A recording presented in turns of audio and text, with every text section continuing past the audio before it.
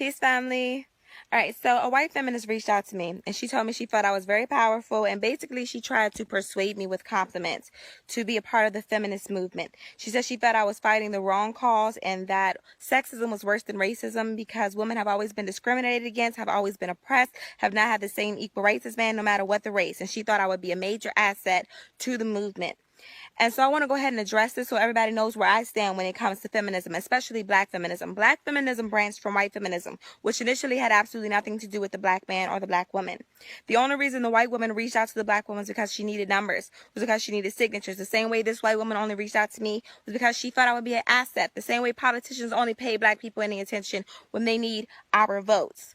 Okay, so the white feminism, it had absolutely nothing to do with us. It had everything to do with the white man not treating the white woman right. It had everything to do with the white woman not having the same equal rights as the white man. But the black man and black woman got their equal rights at the same time. So even though the white woman was telling the black woman that the black man had more rights and more privilege than them, in all actuality, the white woman had more privilege and more rights than both the black man and the black woman.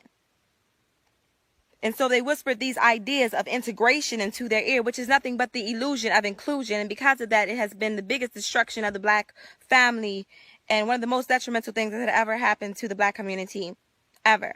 And still today, black women are still hollering about equal rights when the unemployment rate for black men is at 18%. Black women are more likely to be hired by a job now than black men. A black woman can get more student loans now than a black man. A black woman that can't provide for her child financially can get assistance. A black man that can't provide for his child financially is going to go to jail. So sisters, I'm not sure what we're hollering about when it comes to equal rights, because it seems the black man is the one that doesn't have equal rights. We have more privilege than him.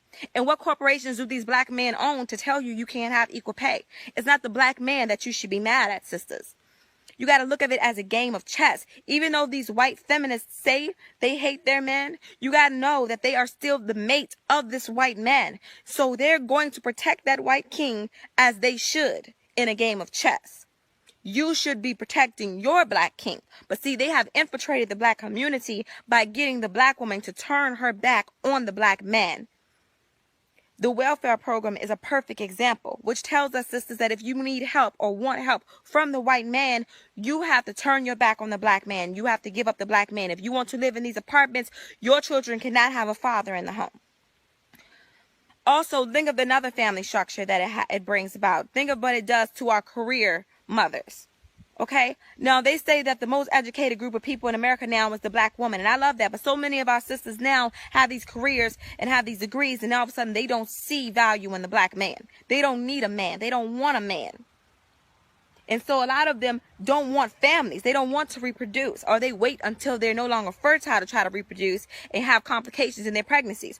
Or they already have children, but they don't spend any time with them because they're always working.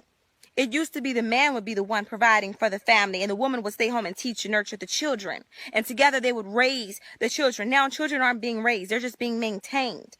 Putting a roof over their head, feeding them and clothing them, that's maintaining a child like a pet. That's not raising them. You understand? And so that is a really big issue when it comes to the black family. And all of that came about from this feminism shit. Another thing that this feminist thing has done is this Planned Parenthood thing. Planned Parenthood is formerly known as the Negro Project, and the founder of the Negro Project was a woman named Margaret Sanger, which was a racist woman that said black people are like human weeds that need to be exterminated. And now these Planned Parenthood clinics are concentrated in predominantly black urban areas, and the majority of the abortions done in America are done by black women. They say the number one killer of blacks is abortion. A lot of people would debate that and say you can't kill something that's not alive, but you are destroying a life that is growing inside of you. That is killing. You are helping us exterminate ourselves. These white feminists, they are not your friend. They are the mate of these white men that want you gone. And think of also what it does to our children that are growing up without fathers in the home. Think of our daughters that don't have fathers, and so they go out here and they do everything they can to get male attention. A lot of times that brings them back into the welfare program as single mothers themselves. I'm not saying that's always the case, but it's too common for us to ignore. Also, think of our young brothers. I'm not even going to address homosexuality. Let's talk about those brothers whose mothers don't know how to discipline them correctly. They don't have fathers. They're not being taught any type of manhood either. And so they go into these schools. The teachers don't know what to do with them. So they throw them in special ed. And we all know special ed is nothing but a holding cell for black boys until they're old enough to go to jail. That's all that is. It is one of the most detrimental things that has ever happened to the black community, and I will not stand by it. One more thing that I want to address is this damn campaign that tells sisters, love your body regardless of what a man thinks. It ain't got nothing to do with the man, the way you treat your body. You understand? They praise and glorify obesity in the black community, but they don't do that in the white community, only in the black community.